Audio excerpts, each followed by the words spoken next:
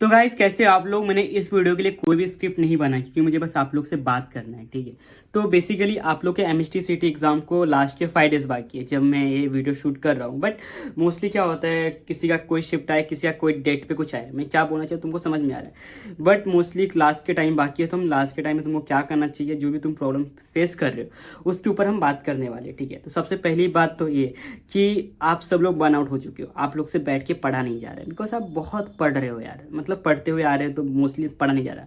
तो मैं तुमको यही बात बताना चाहता हूँ कि लास्ट का टाइम है, लास्ट के टाइम अपने आप को पुश करो एंड बस बैठ के पढ़ लो भाई। क्योंकि देखो इसके बाद तुमको नहीं पढ़ना है भाई। इसके बाद जब तुम्हारा एग्जाम हो गया ना, उसके बाद 4 से 5 महीने तुम खाली बैठे रहोगे, तुम्हारे पास कुछ भी नहीं हुआ करने के लिए, बिकॉज एडमिशन प्रोसेस में काफ़ी अच्छा टाइम जाता है।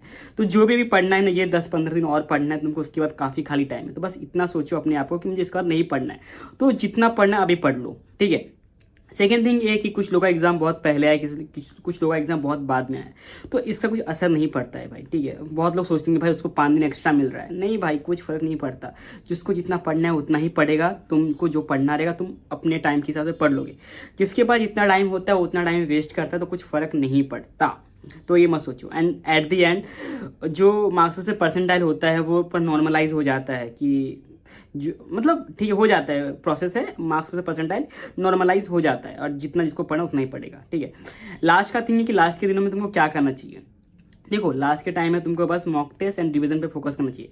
तुम्हारा जितना सिलेबस हो चुका है बस करो, ठीक है। अगर 80% सिलेबस हो चुका है, 60% 80% सिलेबस हो चुका है, तो मॉक देना स्टार्ट कर दो। अगर तुम मॉक नहीं दे रहे हो, मॉक दोगे तुमको अच्छा खासा आइडिया मिलेगा पेपर कैसे अटेम्प्ट करना है, किस टाइप के क्वेश्चन आते हैं, कौन से क्वेश्चन को सॉल्व करना है, किन क्वेश्चन को छोड़ के आगे बढ़ना है, बाद में तुक्का मारना है, ठीक है।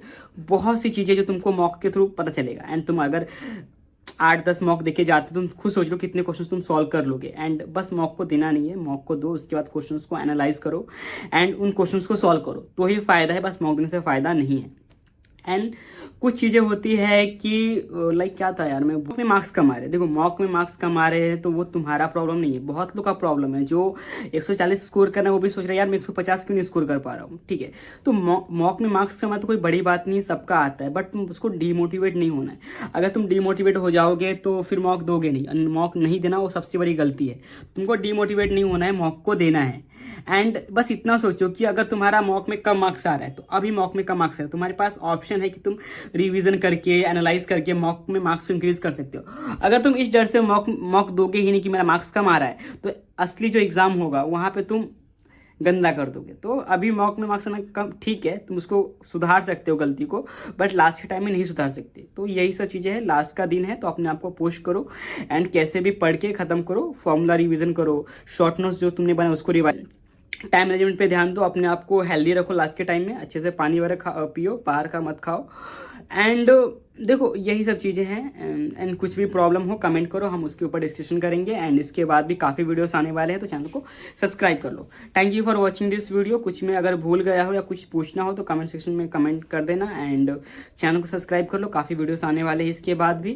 Thank you for watching this video. यहाँ पे क्लिक करके टॉपर्स इंटरव्यूज भी तुम देख सकते हो, काफ़ी मोटिवेशन मिलेगा। Thank you guys.